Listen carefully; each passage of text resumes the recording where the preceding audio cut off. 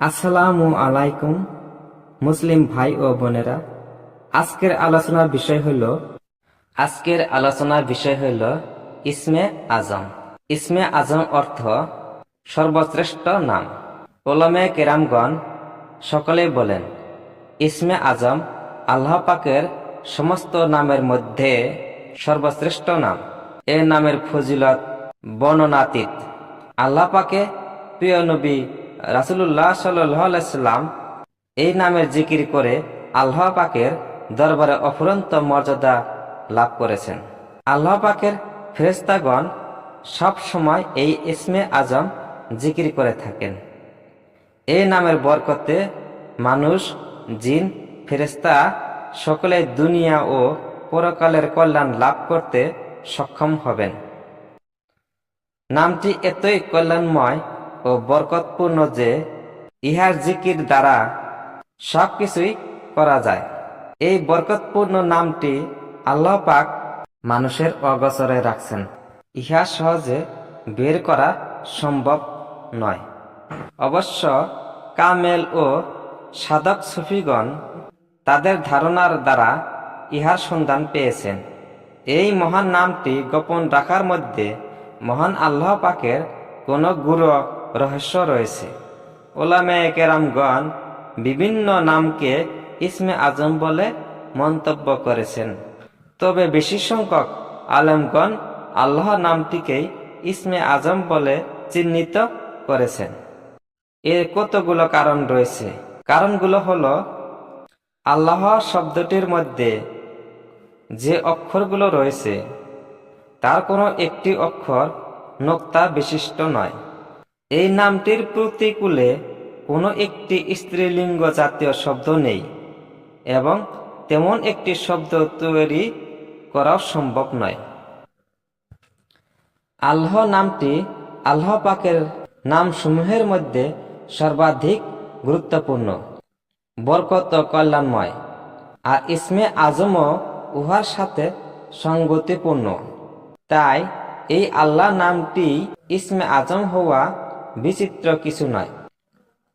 আল্লাহ শব্দটি আসলে এমন একটি শব্দ যা কেহ কেহ পুংলিঙ্গ বলেও। অভিজ্ঞ ব্যাকরণবিদদের মতে এই শব্দটির ভিতরে পুংলিঙ্গ বা স্ত্রীলিঙ্গ কোনোটির লক্ষণ পাওয়া যায় না। আবার আল্লাহ পাকের সত্তা গুণাবলীর প্রতি লক্ষ্য করে তাকে ক্লিপলিঙ্গ বলা যায় না। আল্লাহ এমন একটি নাম যার সম্পর্কে কেহই কোনো হাদিস করতে পারেননি।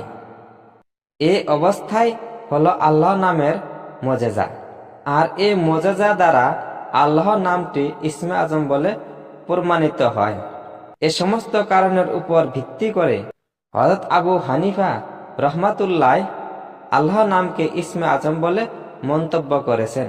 তার এমন মত প্রকাশের সপক্ষে উল্লেখিত কারণগুলো ছাড়া আরো কতগুলো এমন যুক্তি পেশ করেছেন যা কারো পক্ষে অস্বীকার করার উপায় নাই। আরবি ভাষায় অভিধানিক পরিধি এবং ব্যুৎপত্তিগত অর্থের ব্যাপকতা অনেক বেশি। আরবি শব্দগুলোর প্রতিশব্দ যত বেশি পাওয়া যায়, অন্য যে কোনো ভাষারই কোনো শব্দ তত বেশি সংখ্যক প্রতিশব্দ নেই। কিন্তু আরবি ভাষায় আল্লাহ শব্দটির ধাতুগত একটি প্রতিশব্দ পাওয়া যায় না। আর অর্থের দিক দিয়েও এই শব্দের অর্থ শুধু আল্লাহই করা যায়, অন্য কোনো শব্দ দ্বারা ইহার অর্থ প্রকাশ করা যায় না। আল্লাহ শব্দের অবিকুল প্রতিশব্দ আরবি ভাষায় যেমন পাওয়া যায় না, তেমনি ইহার প্রকৃত অর্থ প্রকাশ করতে পারে এমন একটি প্রতিশব্দ অন্য কোনো ভাষায়ও পাওয়া যায় না। কেহ যদি বলে আল্লাহর প্রতিশব্দ উপাস্য, তবে তা ভুল হবে, কারণ উপাস্য হলো মাবুদ শব্দের প্রতিশব্দ।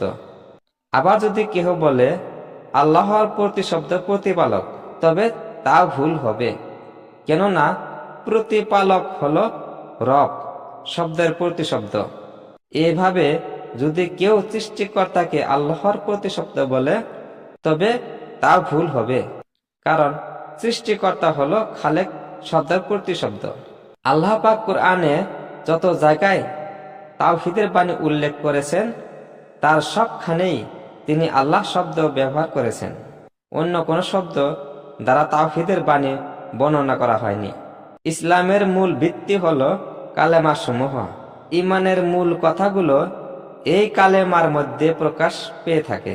এই কালেমাগুলোর প্রত্যেকটিতেই আল্লাহ শব্দ বিদ্যমান আছে।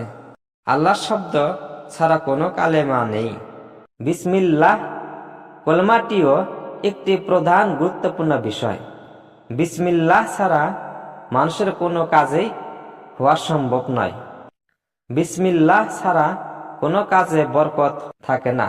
এমনকি বিসমিল্লাহ ছাড়া অন্য কোনো কলেমার সাহায্য করলে বিপরীত ফল হওয়ার সম্ভাবনা থাকে।